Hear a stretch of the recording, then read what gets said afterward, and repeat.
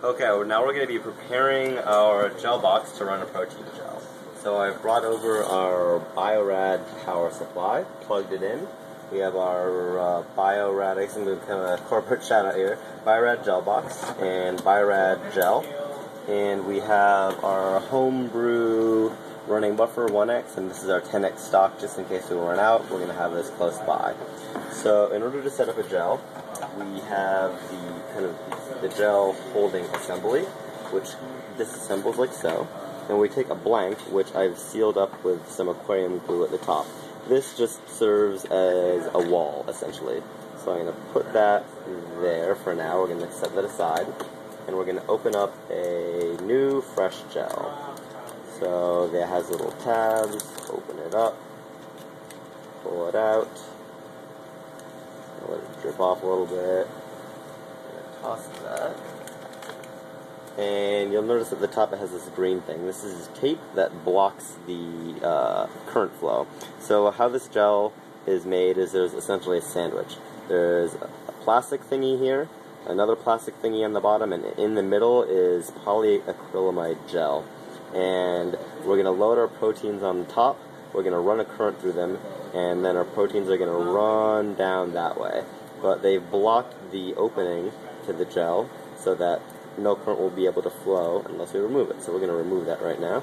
It's a little sticky. Come on. Oh man, it's... There we go. Got it. Just pull that right off. No, it's a really sticky one. And now we're going to assemble our little holder. So this thing needs to face in, so I don't know if you can see any kind of the directionality, but we want this to seal our, we want to make a little chamber in here. So we have to make sure that there's this little rubber gasket that goes around here. We want this rubber gasket to be very, very solid on this side, and then we're going to put our gel in, and this gel has a comb in it. We want that comb facing in. So this plate that is facing the camera right now is shorter than this plate, and we want that facing in. So we can just drop that right in, push it all the way down, and press it in. I'm going to double check it, and then I'm going to put these wings up, and that'll lock it in. So once I've done that, I want this to be facing me, so I've already kind of thought through that one. So red is going to be going on this red side, black on that black side. That's just kind of the positive and the negative. And I like that we want to have this, our gel that we're going to be running on facing us. So I'm just going to put this in here. I'm going to take our 1X running buffer, which has SDS, so this is denaturing gel. I'm going to pour a little bit in just to make sure that we don't have any leaks. So I'll just pour it in, just wait for a second, and it looks good. So if I pull it up, there's no leaks. You can turn it around, it looks like we're solid.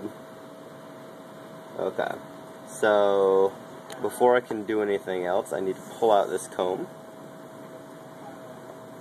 which is kind of in there a little bit solidly. I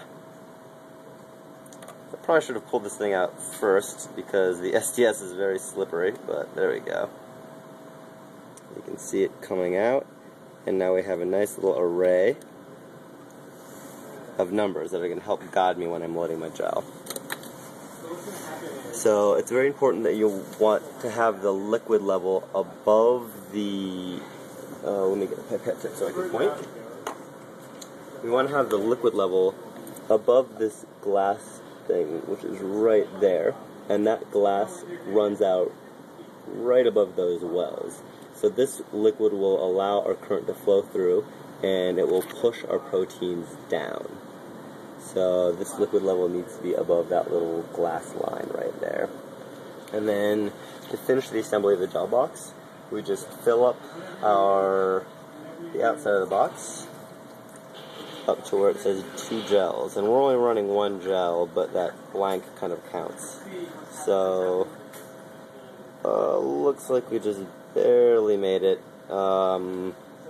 So we'll just use this as an excuse to make some more running buffer. So it's the same protocol. You just take your 10x, same as making 1x TBS out of your 10x stock.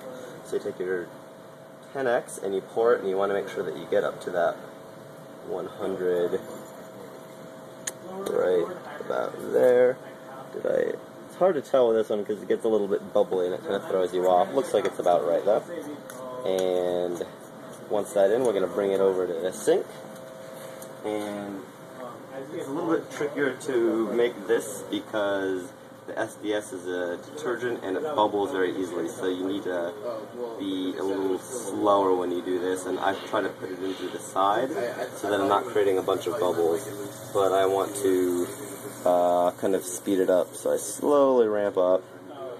Then you can see again all those bubbles are coming up, and we're at a liter. And I'm just going to give a quick shake to mix it up. And you can see how bubbly that is. And we're going to top off our solution.